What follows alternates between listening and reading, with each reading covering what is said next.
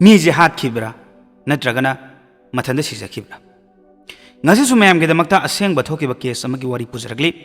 karam mathang gino haibadi mayam na su ubilam lagani kamaina oirakhibano kari maramgi koigi mari asida akai ba lakhi haibana chingbasu khamina se aduga wari se hena khangna bagi damakta loiba fawba yingbina basu haijari adudi matam manghandana case gi wari se matang sida husar mayam mi amana misak atopa amabu hatle haba paw kaya ama takre mamangda adubu makhoina halibadugi maramsu adumak lefam thui अखोगी हालिबदो मदुगी मरम लोइना लेनरिबा ngaktaneba maramse sel thumgi maramna oiba yai nadragana apamba phangdabagi oiba yai ikaiba thibadagi oiba yai maram amama leidana ko haiba indabadagi oiba yai karigumba yaningdaba mathokpadagi oiramba yai maram tongan tongan ba ngaktaneba adu misak ama halamle madugi maramna misaktugi sakpham mawong mataw aduna maram oiraga hatpani hai taragadi tariba mayamsu ngakpa phoromgani mani aseng wari ni mi hat pagi wari wai gadoi ni ngasi gi wari si chahi 19 da subada ngai riba nupi macha ma gi wari ma ki haksang siraba matung da yamna tamthiba fibam da phangki ai khoina yengba ngamloi daba mahak se mangkhre haidana tawbada ki di numit nini gi matung da magi hakchang phangki maduda magi sakpham do yaudre kaim yaudre skin khakta ngai riba yauri ba haibo मागी हाक्चांग फंगबा मतमदा पुलिसना फजना येंगसनदबगी मोंग तौखिब अदुक तमथिना उरिबा फिबम अदुदा मखोइनदी कोइगी मसा मतंदा सिजबनी हायदना हायरमखि अदुगुंबा मोंग उतलिबगी मरम करिगिनो मखोइगी मनुंगदा करी worry लई हायबना चिंगबदुसु केसता चंगझनदुना पुन्ना खंगमिनारसि मनीषासी चाही 19 सुबदा ngairibani महाक private play school अमदा ओजा अमा ओइदुना थबक तोरंगे मखोइगी इमुंग यामना नुंगाइबदी ओइदे middle class family amani below middle class family ni haba tare ko adumaina adudagi adumba family amadagi lakpani lairaba ma oibana makhoi sel thumgi oirabasu awatpa akoigi awat pangakta leibo oina towe awaba mayok naramki mayungi khajikta oiragasu mateng pangba ngamagadi haidana ozagi thabakse tawkhiba oigadoini mahaksa class 12 pass tawre adubu magi manglandi nurse ama oiba haibasini मसिगिदमक्ता 11th August 2025 चाही असिमक्तदा नमितसिमक्तदा मागी play school अदुदगी थोगलकलगा पुंग अनि ताबा दाइदा थोलखि अदुगा VSC nursing institute अमदा course यावनबगिदमक्ता करी करी चंगनी कमाइना तमगनी हायबना चिंगबदु खंगदोकलुगे हायदना चटपा ओइगदोइनि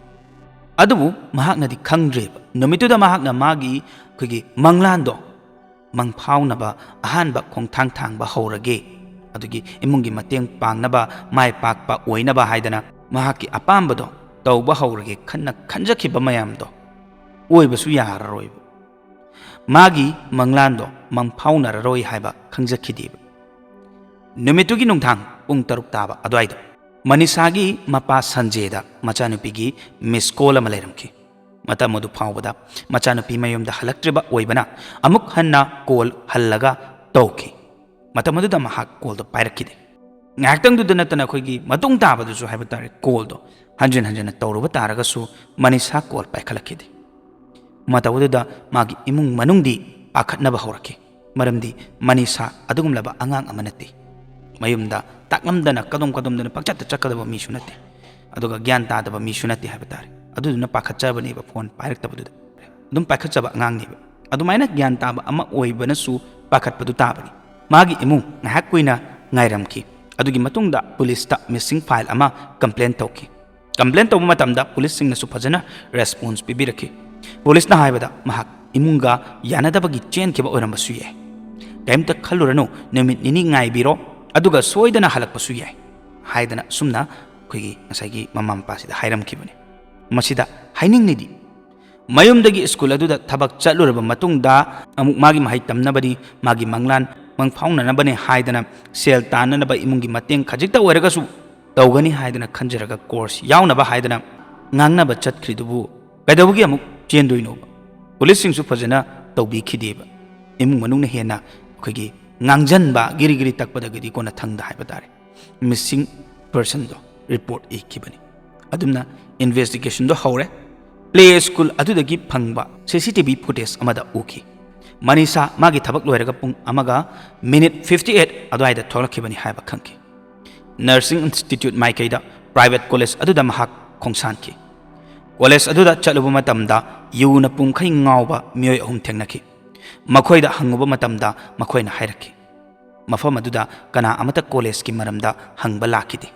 लोइनना college सिदा तमगे हाइदना लाखिबसु लेति हाइरी मसी खंगनति मखोइना हाइकी नुमिदुदा college T पुंग अमा ताबा मतमदा लोइसल्ले नुमितुगी हाइदना हाइरकीबनी अदुबु date 13 ददी नुपीदुना लैरिबा खुंगंग अदुदा मनीषाना मांगखिबा नुमित निनिगी मतुंगददी लौ उबा नुपा अमना थबक तौरिङैदा लैमाइदा अखोइगी हक्चांग हाइबा तारे हक्चांग अमा फंकी तमथीना अखोइगी तमथीबा फिबमदा उबा फंकी मिसक्तो मदु उबदा हाइबा तारे पाखतपा फावखिबा मंगोंदा खुदक अदुदा पुलिसता कॉल तौदुना हाइजकी पुलिस लाक्तुना मिसक्तो फजन लौखलगा पुक्रे अदुगा मिसक्तु आइडेंटिफाई तौथोकपा मतमददी मनीषागी हक्चांग ओइरमकी थौदोक्तुदगी मनीषागी इमुंगसु पाव फंगदुना लाखी लोइनना मफमदुगी मियोय खरनसु महाकी हक्चांग दो उकी येंगबदा महाकी अखोइगी खुसीदो इचम चमना कोई नाबदगी सीबन नत्ते हैबा अखोइगी खरे खर तमथीरे हैबा तारे मसिना तांगपदी तमथीना हालंबगी पिबम अमा ओइना तौरी मथंदा सिजबसु नतब मीन हालंबगी पिबम ओइना निको उरिसे नुपीदुगी सक्तमदो कएबा अतोपा मना कोइगी मंगोंदा पेट्रोल हाइजिनदुना नत्रगना एसिड हाइजलगा हानबा होनबा ओइगदोइनी मागी हक्चांग दो उरबदा मयुमदा पुसे हाइबदा इमुंगी मीने याखिदे मागी इमुंगनसु हाइके अंगांगसिगी हक्चांगसे माबु असिगुमना फिबमदा ओहेलिबा मिसक अदुबु फाद्रि फावबा फंग्रि फावबा पुसलोयना हाइरकी असुमना हाइरा फावदा मखोय थौसाखिदे मखोयना हाइबददी मनीषागी फिबमदा उरब फावदा मदनती मसा मतोंदा सिजबनी ना हाइरि मनीषागी हक्चांगी मनाक्ता नोट अमगसु थमलमकी अखोयगी सुसाइडल नोट्स ने दुसा मनीषाना अखोयगी माना सिबगी मरमसे मयुंगी प्रॉब्लम अवाबा अदुना मरम ओइरगनी हादना इरमखिब मसिगी मतांगदा सोर्स खरना हाबदसु सीसीटीवी फुटेजता मनीषाना इंसेक्टिसाइड लैबा मयक्सेंगना उइ हाबसु हाइरि असिगुमलबा मयामसे नाथैरगा असिब अदुबु अखोयगी थेंगनरखिबा नुपादुनदी वाफम अमनी हाइरिस महाकना हाबदा पुलिसना हारिबसिंगदो लोइना तायोनरे महाकना असिबा हक्चांगदु फंगबा मतमदा सुसाइड नोट्स ना चिंगबा अमता लेरमदे फरे नोट्स तो माना उहोबदगी हाइरगसु मनीषाना महाक मसागी अखोयगी मंगक्ता करी हाइना कक्चगदोइनो लोइना मसादु कमाइना चाखनगदोइनो मयामना अवाबा नुंगाइतबा लेरगसु अदुक हाकना मसाना मसाबु ओतकदबा नत्तेबा ममाइदुदा चाकथे अदगी तत्ली हारिदुसु ऑटोप्सी रिपोर्ट की मतुंग इन्ना हाइबदा महाकना सिरबा मतुंगदा असुकपदा लैबा सा उचेकना चाबा ओइबना मागी ममाइदा स्किन याउदबनी हाइदना हाइरमे असिगुमलबा मखोय खरना एक्सपर्ट ना हाइबा तारे पनियामना हाइबा तारगसु मयमदगी लापना चथोखरगा हु चारगा अदगी मफम मद तारंबा मदी ममाय ममित अखोयगी कक्थोकपा अदु सुसाइड नोट्स फंगबा मसिगी येंगु मतमददी असेंगबा थोकपा हाइबा अमा लैय मदु मानद्रेबा अमता मफम सिगी मियामना लंबी सोरक्ता जस्टिस फंगहलु हाइदना रैली चटपा तवे विक्टिम सिगी मपाना हाइबदा पुलिस सिंगना सेमदिन साजिनबा मानबा वफम कया अमा हाइरे मसिग मतुंगदा मपा ममा ओइबा एखोयगी ओइबा स्टेटमेंट अमता कना अमतना ताद्रेना हाइरि